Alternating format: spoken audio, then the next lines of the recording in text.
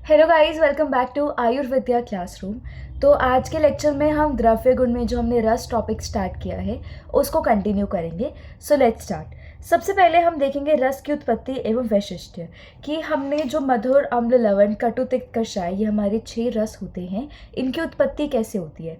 तो इनकी उत्पत्ति के लिए एक छोटी सी इंटरेस्टिंग सी स्टोरी है। स्टोरी नहीं, मतलब एक छोटा सा कंसेप्ट है कि हमारा आकाश से जो जल आता है वो अव्यक्त रूप में होता है, उसको हम रस कंसिडर नहीं करते हैं।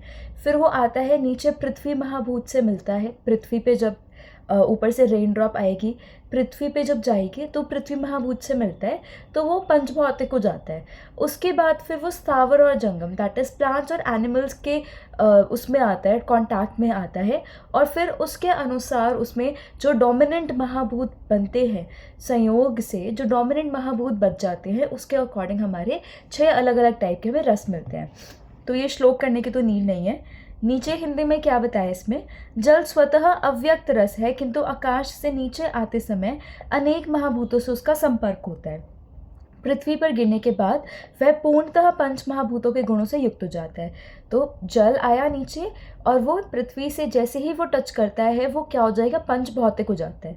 फिर यही जल जंगम और स्थावर, एनिमल्स और प्लांट्स, द्रव्यों के संयोग में आने पर महाभूतों के संयोग विशेष से परिपाक के द्वारा मधुर आदि 6 रसों की उत्पत्ति कराता है। उसके बाद आता है कि हमें कैसे पता चलेगा कि कौन से रस की उत्पत्ति हुई। तो जो भी उसमें डोमिनेंट महाभूत होंगे उसके अकॉर्डिंग रस का हमें पता चलता है। जैसे मधुर जो है उसमें जल और पृथ्वी होती है। जल और पृथ्वी मैंने आपको हमेशा बताया कि ये भारी वाले महाभूत है ना। जल और पृथ्वी क्या है, भारी वाले हमारे महाभूत होते हैं। और मधुर रस भी है, वो क्या करता है, कफ को बढ़ाता है, मतलब गुरुता लेके आ रहा है बॉडी में। तो इसलिए इसमें मधुर रस में पृथ्वी और हमारा जल जो है वो होते हैं। उसके बाद आता है अम्ल। तो अम्ल में है पृथ्वी और अग्नि। फिर लवण, लवण में है जल और अग्नि। फिर कटु, तिक्त, कषाय, तीनों में वायु है, बस आगे वाले अलग है, अग्नि, आकाश और पृथ्वी। मतलब कि कटु में वायु और अग्नि, तिक्त में वायु और आकाश और कषाय में वायु और पृथ्वी। तो ये तो नॉर्मल कंसेप्ट। लेकिन थोड़ी सी एक ना कॉन्ट्रडिक्शन आती है यहाँ पे अम्ल और लवण रस में। इसमें ऑपोजिट चलता है। अम्ल में जो हमारे सुश्रुत और आचार्य वाग्भट जी है, उन्होंने बोला था पृथ्वी और अग्नि होता है। लेकिन आचार्य जो सुश्रुत है हमारे, उन्होंने, एक सेकेंड, मैंने आपको गलती से ये बोल दिया कि आचार्य सुश्रुत और वाग्भट नहीं, आचार्य चरक और आचार्य वाग्भट ने अम्ल रस में पृथ्वी और अग्नि महाभूत की डोमिनेंसी बताई है। लेकिन जो हमारे आचार्य सुश्रुत है, उन्होंने अम्ल महाभूत में जल और अग्नि की डोमिनेंसी बताई है। फिर नीचे ऑपोजिट हो जाता है कि लवण में जल और अग्नि आ जाता है आचार्य चरक और वाग्भट के अकॉर्डिंग, और आचार्य सुश्रुत के अकॉर्डिंग पृथ्वी और अग्नि आ जाता है। तो हमने देखा मधुर में हमारा होता है पृथ्वी और जल। उसके बाद अम्ल में होता है पृथ्वी और अग्नि, अभी सिर्फ चरक और वाग्भट के अकॉर्डिंग देख रहे हैं। फिर लवण में आ गया जल और अग्नि, ठीक है। उसके बाद कटु, तिक्त, कषाय, तीनों में वायु है, अग्नि, आकाश और पृथ्वी, AAP करके ऐसे हमारा 3 बनता है।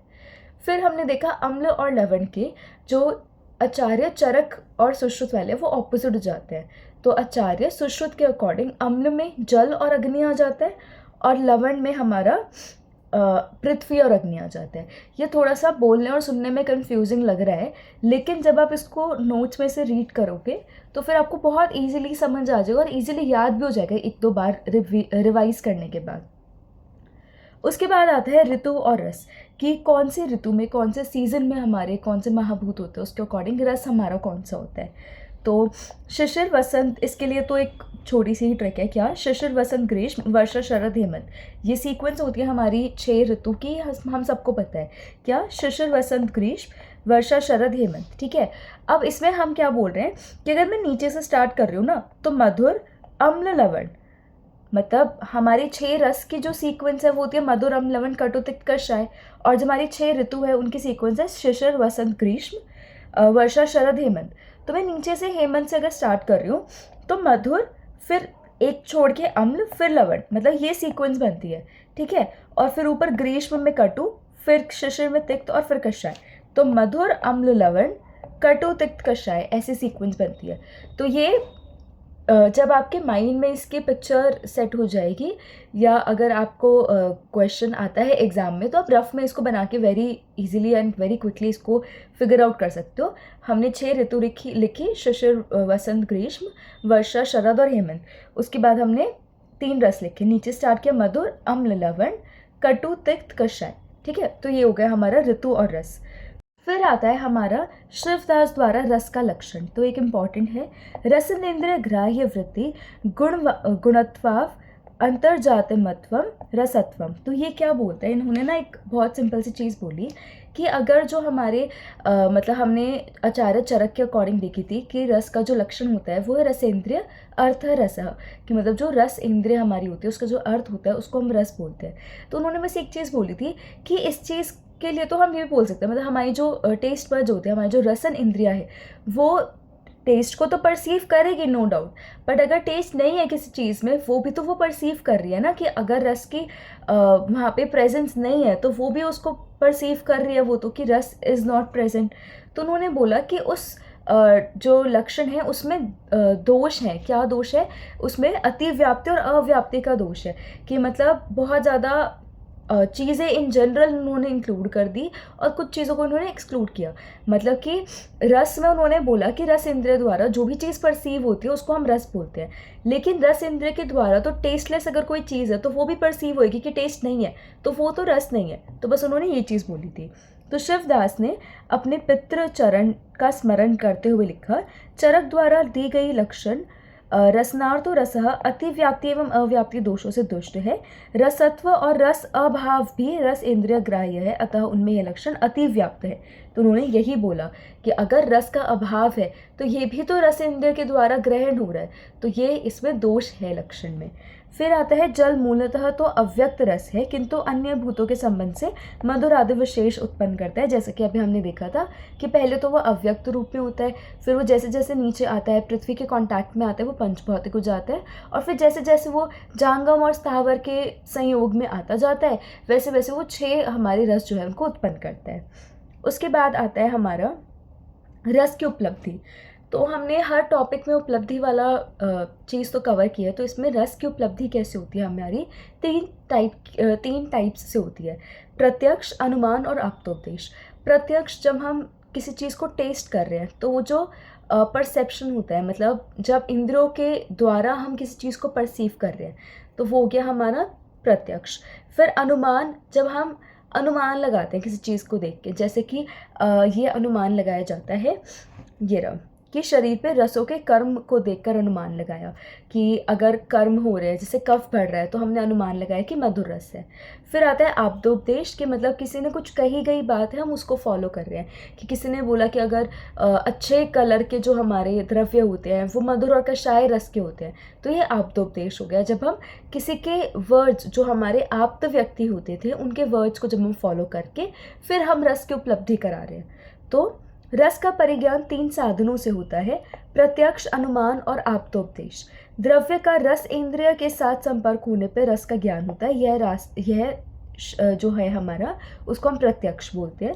उसके बाद आता है हमारा सुवर्ण के द्रव्य, जो अच्छे वर्ण के होते हैं, उन द्रव्यों से कषाय और मधुर रस का ज्ञान आप्तोपदेश से। फिर शरीर पर रसों का कर्म देखकर अनुमान लगाया जाता है।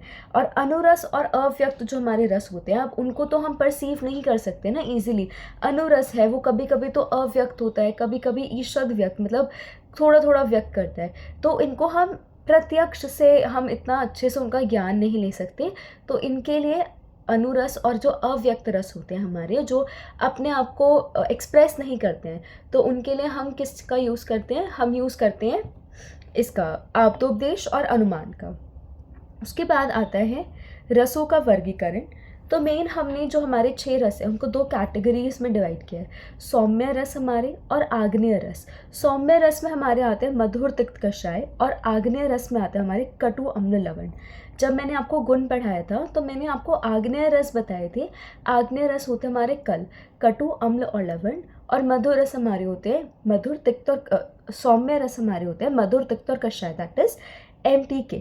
उसके बाद आते हैं जो हमारे सौम्य है, ठंडे जो हमारे ये होते हैं रस होते हैं, तो उनका क्या कर्म होएगा, ठंडे रस है तो पित्त का शमन करेंगे, कफ और वात को बढ़ाएंगे, तो पित्त का शमन करते हैं, मूर्छा का शमन करते हैं और अविदाही होते हैं, मतलब दाह सेंसेशन जो होती है, बर्निंग सेंसेशन जो होती है उसको कम करते हैं। आग्नेय जो है वो विदाही होते हैं, मूर्छाजनक होते हैं, पित्तवर्धक होते हैं, मूर्छा कॉज करेंगे, चक्कर लेके आएंगे बॉडी में, विदाही बर्निंग सेंसेशन कॉज करेंगे और पित्त को इंक्रीज करेंगे। उसके बाद आता है रस और गुण। तो हमें 6 गुण देखने हैं, स्निग्ध रुक्ष, शीतोष्ण और गुरु लघु। और इसमें हमें सबसे बेस्ट हमारा कौन सा गुण होता है, मीडियम कौन सा गुण होता है, और लास्ट में कौन सा गुण हमारा अवर दैट इज हीन इन्फीरियर होता है इस कैटेगरी में, वो हमें देखना है। तो सबसे पहले आता है स्निग्ध। तो स्निग्ध में तो नॉर्मल ये सीक्वेंस चलती है, मधुर अम्ल लवण, सबसे उत्तम मधुर, फिर अम्ल और फिर लवण। उसके बाद आता है रूक्ष। रूक्ष में होता है कटु तिक्त कषाय, मतलब कटु बीच में लिखा, फिर तिक्त और फिर कषाय। तो स्निग्ध और रूक्ष हमने देखे, स्निग्ध में मधुर अम्ल लवण, फिर हमने देखा रूक्ष में कटु बीच में, फिर आगे तिक्त, हीन में तिक्त और सबसे उत्तम में कषाय। उसके बाद आता है शीत। शीत में होता है मुक्ता जो होती है हमारी, मॉलस्क जो होते हैं वो हमारे वाटर वाले होते हैं क्रिएचर्स, तो उससे हम शीत याद करेंगे। मुक्ता से क्या होएगा, मधुर, कषाय और तिक्त, तो मधुर, कषाय, तिक्त, मुक्ता से हमने याद किया शीत। फिर आता है उष्ण। उष्ण अब आपने चूड़ी वगैरह देखी होगी जिनमें लाख होता है, तो उससे हम याद करेंगे उष्ण जो है हमारे लाख से क्या क्या, लवण, अम्ल और कटु। फिर आता है गुरु। गुरु को हम मकल से याद कर रहे हैं, बस इसमें कोई सेंस नहीं है, मधुर, कषाय, लवण। और लघु में आ गया तिक्ताम्ल। तिक्ताम्ल क्या है, तिक्त, कटु और अम्ल।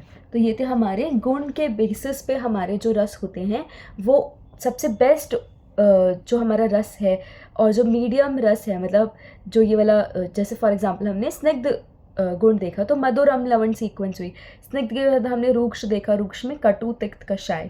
उसके बाद हमने शीत और उष्ण देखे, शीत में मुक्ता, मधुर, कषाय, तिक्त, उष्ण में लाख, लवण, अम्ल और कटु। ठीक है। उसके बाद गुरु में मधुर, कषाय, लवण देखा हमने, किससे, मकल से। एंड लघु में हमने देखा तिक्ताम्ल, तिक्त, कटु और अम्ल। उसके बाद आता है उपवाद। ये तो जनरल रूल होता है, लेकिन कुछ कुछ एक्सेप्शंस तो हमेशा होती हैं। तो वो क्या है, औदक और जो अनुपमास होते हैं वो मधुर होने पर भी उष्ण होते हैं। अभी हमने देखा शीत में क्या क्या होते हैं, मधुर सबसे उत्तम होता है रस, जिसका गुण शीत होता है। लेकिन अब हम क्या बोल रहे हैं कि औदक और जो अनुपमास होते हैं वो मधुर होने के बाद भी उष्ण होते हैं। फिर हमें आम्लक, अम्ल होने पर भी शीत होता है। उष्ण में हमने देखा था लाख में, बीच में मीडियम क्वालिटी में आता है हमारा अम्ल गुण, लेकिन जो आंवला होता है वो अम्ल होने के बाद भी शीत होता है। ठीक है। उसके बाद सैंधव लवण होने पर भी उष्ण नहीं होता। उष्ण में हमने लाख देखा, सबसे उत्तम लवण देखा, लेकिन फिर भी सैंधव लवण होते हुए भी उष्ण नहीं होता। एंड पिपली और जो रसौन होती हैं वो कटु होने पर भी स्निग्ध और गुरु होते हैं। और अर्क, गुरुचि, अग्रु ये तिक्त होने पर भी उष्ण होते हैं। तो ये हमारे कुछ एक्सेप्शंस थे, ये आपको याद ही करने हैं। So this was all for today's lecture. एक बार फटाफट क्विकली रिवाइज कर लेते हैं हमने क्या क्या देखा आज के लेक्चर में। सबसे पहले हमने देखा कि रस की उत्पत्ति कैसे होती है, वो कैसे होती है, जल महाभूत है, आकाश से आता है नीचे एज रेन फॉर्म में, फिर वो नीचे जैसे ही पृथ्वी महाभूत को टच करेगा वो पंचभौतिक हो जाएगा। एंड उसके बाद जैसे ही वो जांगम और स्थावर के कांटेक्ट में आता जाता है वैसे वैसे वो रसों की उत्पत्ति कराता जाता है। उसके बाद हमने देखा कि रस और जो हमारे महाभूत होते हैं उसमें, तो हमने सबसे पहले मधुर रस देखा, उसमें भारी वाले हमारे महाभूत होते हैं पृथ्वी और जल। मधुर के बाद आता है हमारा अम्ल, उसमें हमने पृथ्वी और अग्नि देखा। अम्ल के बाद आता है लवण, उसमें जल और अग्नि देखा। फिर कटु, तिक्त, कषाय में वायु सेम रहता है, अग्नि, आकाश और पृथ्वी ऐसे चेंज होते हैं। ये तो नॉर्मल था, लेकिन सुश्रुत में अम्ल और लवण का ऑपोजिट हो जाता है। अम्ल का उन्होंने बताया है जल और अग्नि, और लवण का उन्होंने बताया पृथ्वी और अग्नि। उसके बाद आता है हमारे ऋतु और हमारे रस। तो हमने देखा ऋतु को हम सीक्वेंस में लिखते हैं, शिशिर, वसंत, ग्रीष्म, वर्षा, शरद और हेमंत। और नीचे से हम शुरू करते हैं मधुर, अम्ल और लवण, फिर कटु, तिक्त और कषाय। उसके बाद हमने देखा कि शिवदास जी ने चरक के द्वारा जो लक्षण बताया गया था उसमें बताया उन्होंने कि अगर रस का अभाव हो रहा है तो वो भी तो रस इंद्रिय के द्वारा परसीव हो रहा है, लेकिन वो तो रस नहीं है, तो उन्होंने एक ये उसमें मिस्टेक बताई थी। उसके बाद आता है हमारा कि रस की उपलब्धि किस किस फॉर्म में होती है। तो रस की उपलब्धि 3 फॉर्म्स में होती है। प्रत्यक्ष, जब उसका हम डायरेक्टली टेस्ट परसीव करते हैं। सेकेंड होता है अनुमान, जब हम अनुमान लगाते हैं उसके कर्म से। और फिर थर्ड होता है आप्तोपदेश, जब किसी की कही हुई बातों को हम फॉलो कर रहे हैं। उसके बाद आता है रस का वर्गीकरण। 2 मेजर क्लासिफिकेशन होती है, सौम्य और आग्नेय। सौम्य में आता है मधुर, तिक्त, कषाय, और आग्नेय में आता है कल, कटु, अम्ल और लवण। उसके बाद हमने रसों के गुण में देखा स्निग्ध, रुक्ष, शीत, उष्ण और गुरु, लघु। एंड उसके बाद कुछ हमने एक्सेप्शंस देखे। So this was all for today's lecture. Keep revising, stay tuned for upcoming lectures, and one most important thing which I have to share. Now the notes will be available in the description box. One link for Drive is available and you can access the notes from description box. So okay, thank you.